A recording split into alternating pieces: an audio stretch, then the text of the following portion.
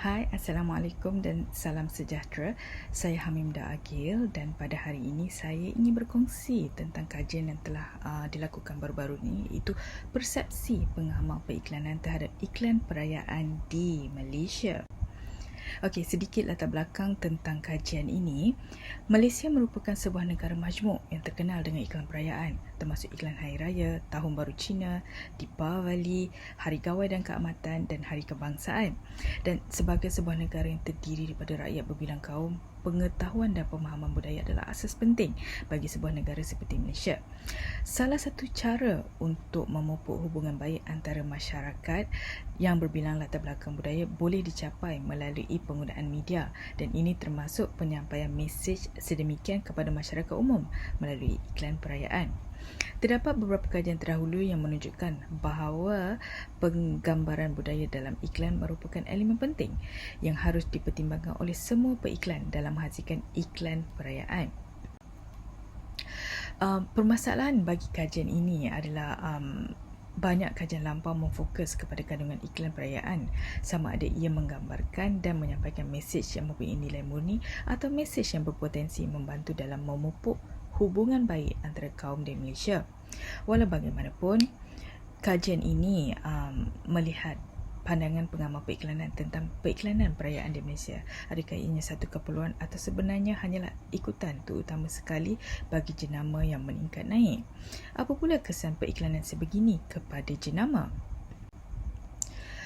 Objektif bagi kajian ini adalah untuk memahami keperluan penghasilan iklan perayaan di Malaysia oleh pengiklan dan juga pengamal periklanan, dan mengenal pasti kesan periklanan perayaan ke atas. Okey, kaedah yang telah dilakukan bagi kajian ini adalah melalui temu bual mendalam, di mana temu bual mendalam ini dilakukan secara dalam talian menggunakan platform Google Meet. Seramai 11 orang informan yang terdiri daripada pengamal periklanan dari agensi periklanan antarabangsa terkemuka di Malaysia telah ditemu bual, dan mereka ini mempunyai pengalaman sekitar 6 hingga 20 tahun. Dan apa yang lebih menarik, mereka terlibat secara langsung dan tidak langsung dalam periklanan di media tradisional dan media digital.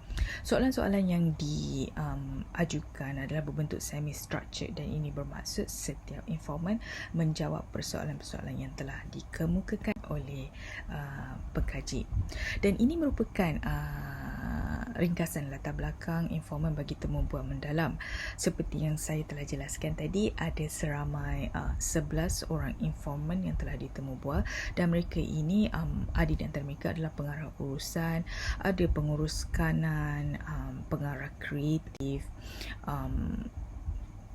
penulis kopi ataupun kita kenali sebagai copywriter, dan mereka ini mempunyai pengalaman menguruskan jenama-jenama antarabangsa seperti Milo, Honda, TNB, jenama tempatan seperti TM, Nando's, KFC, Maxis, dan ada juga yang menguruskan McDonald's. Okey, berdasarkan temubuan yang telah dijalankan, kajian ini mendapati bahawa sejak arwah Yasmin menyatukan rakyat Malaysia dengan iklan patriotik Petronas yang terkenal, yang saya pasti ramai pernah melihat iklan ini, iaitu iklan Tan Hong Ming, sebagai salah satu contoh penanda aras, periklan lain sebenarnya telah berusaha untuk mencapai standard yang sama untuk penghasilan video kempen perayaan mereka. Iklan terbaik di Malaysia menurut pandangan informan ini biasanya melibatkan kandungan yang menyayat hati, filem komedi pendek dan elemen hospitality Malaysia dari budaya masing-masing.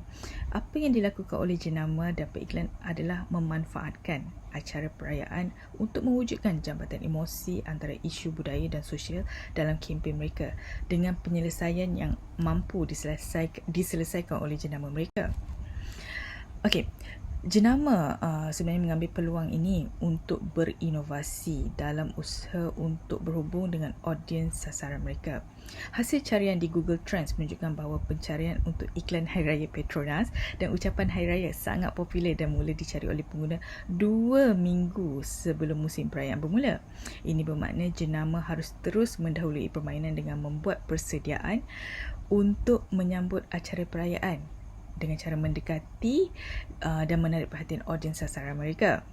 Kempen perayaan sebenarnya membantu mewujudkan rasa kekitaan dan patriotisme yang merupakan nilai yang boleh dimanfaatkan oleh media untuk mendidik dan menghiburkan masyarakat tentang acara perayaan sebegini. Oleh itu, peranannya tetap penting untuk membentuk sebuah negara. Menurut informan-informan ini, kempen perayaan yang dihasilkan sebenarnya sekiranya dilakukan dengan baik mampu untuk melibatkan orang ramai secara intelektual dan pada masa yang sama memberikan penyelesaian halus kepada isu asas dalam masyarakat kita. Secara luaran, ia sebenarnya mampu untuk memberi ruang kepada dunia untuk memahami unsur-unsur tradisional budaya Malaysia dalam masyarakat moden.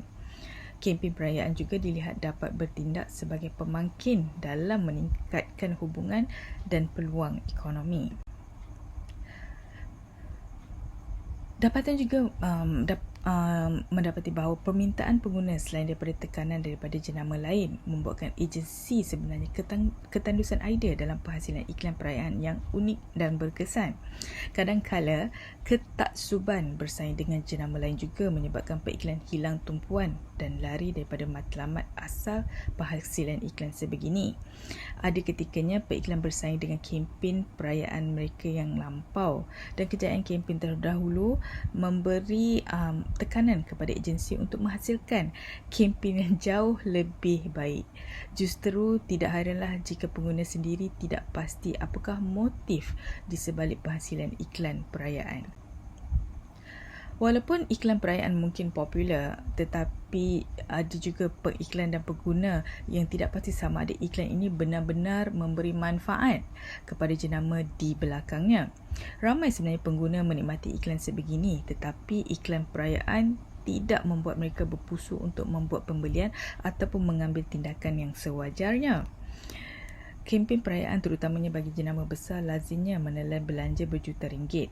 Dengan kebanyakan belanja ini diperuntukkan untuk pembelian ruangan periklanan di media dan apa yang paling ditakuti adalah sekiranya kempen tersebut tidak berkesan dan tiada impak ke atas jualan. Menurut informan-informan ini, iklan perayaan adalah salah satu keunikan periklanan di Malaysia. Menurut mereka, iklan sebegini sangat dinantikan seperti iklan Super Bowl di Amerika Syarikat. Satu ketika dahulu, hanya jenama besar sahaja yang mampu menghasilkan iklan sebegini. Tetapi pada hari ini, semakin banyak jenama termasuk jenama tempatan dan jenama-jenama yang mula meningkat naik, mula bersaing dalam menghasilkan iklan perayaan yang kreatif. Agensi sebenarnya ketandusan idea dalam penghasilan iklan perayaan disebabkan persaingan dan tekanan yang diberikan oleh jenama selain daripada memenuhi kehendak dan permintaan pengguna yang ternanti-nanti iklan musim perayaan. Dan periklan seperti yang telah dijelaskan tadi, ada yang hilang tumpuan dan lari daripada matlamat asal penghasilan iklan sebegini. Periklan bersaing dengan selain daripada bersaing dengan kempen perayaan mereka yang lampau dan kejayaan yang kempen mereka yang terdahulu, mereka sendiri menyebabkan pengguna sendiri tidak pasti apakah motif di sebalik penghasilan iklan perayaan itu sendiri. Sebagai kesimpulan bagi kajian ini, kajian berkenaan dengan persepsi pengamal periklanan terhadap iklan perayaan di Malaysia dapat membekalkan pandangan mendalam kepada periklan, pengguna, ahli akademik serta pelajar tentang nilai, kepentingan dan cabaran yang dihadapi oleh periklan untuk menghasilkan iklan perayaan yang berkesan dan memberikan impak yang sewajarnya ke atas jenama. Pengiklan sendiri sebenarnya perlu peka sejauh mana keberkesanan pengiklanan mereka dan perubahan yang perlu dibuat pada masa hadapan. Kajian ini melihat kesan iklan perayaan ke atas jenama berbanding bentuk iklan lain perlu dijalankan pada masa hadapan. Sekian, terima kasih.